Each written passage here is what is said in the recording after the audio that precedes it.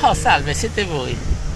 No, perché stavo leggendo di Giovanni Liliu di quando siamo andati a Barumini a vedere su Nuragi, una cosa che consiglio veramente a tutti, e adesso vi faremo vedere questo documentario che abbiamo girato, ma in anteprima vi diciamo che è uno dei più grandi nuraghi che esistono in Sardegna, degli 8000 nuraghi.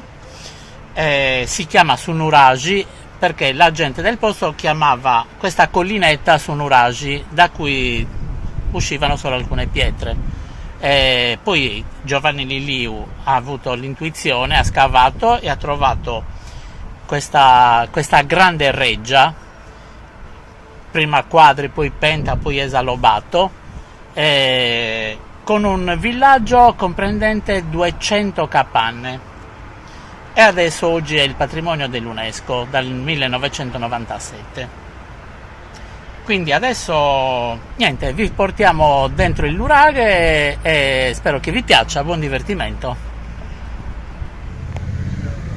Buongiorno amici dei viaggi di Tatanka, oggi ci troviamo a Barumini e andremo a visitare Sunuragi, Casa Zapata e il centro Liliu. Ed eccolo qua il nostro bel nuraghe, la nostra bella reggia. La struttura più antica di questo nuraghe è stata cominciata nel XVII secolo a.C., quindi in pieno bronzo. Sono 4 torri unite tra di loro da una cinta muraria con un ballatoio e un cortile interno con un bel pozzo, tuttora funzionante oltretutto.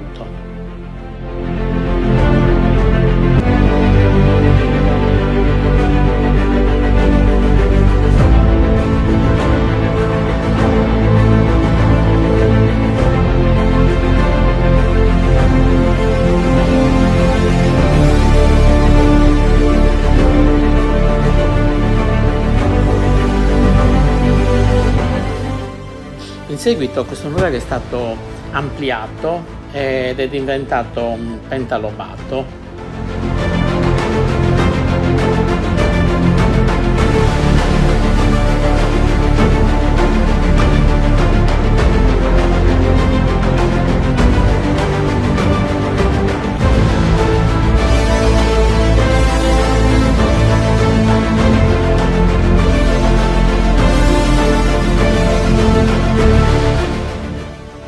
Attorno al nuraghe poi viene edificato un villaggio molto vasto che ne fa praticamente l'area nuragica più vasta di tutta la Sardegna. Si contano circa 200 capanne.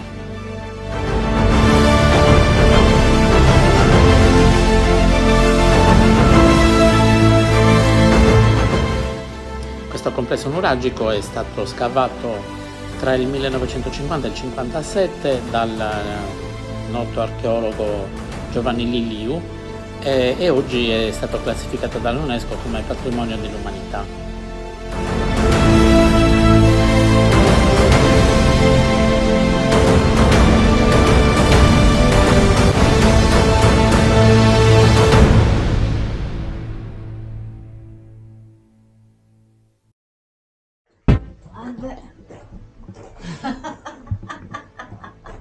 Salve.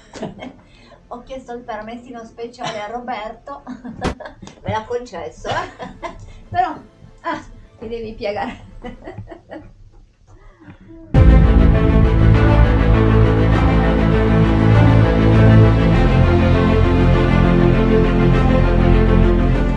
E dopo un buon pranzetto in questo ristorante Cavallino della Giara andiamo a visitare la casa Zapata, non Zaccappa, Zapata.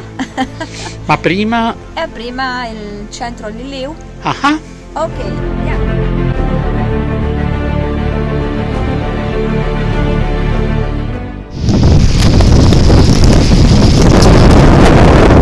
E vabbè, aspettiamo alle 2:30 per entrare a visitare questa mostra.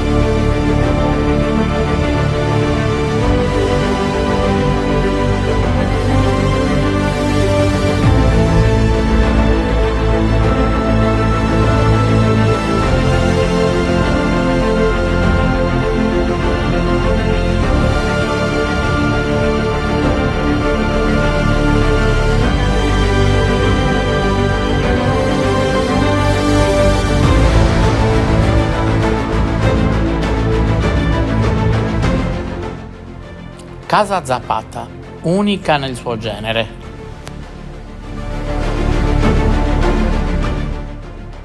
D'altronde, chi è che non vorrebbe un nuraghe sotto casa?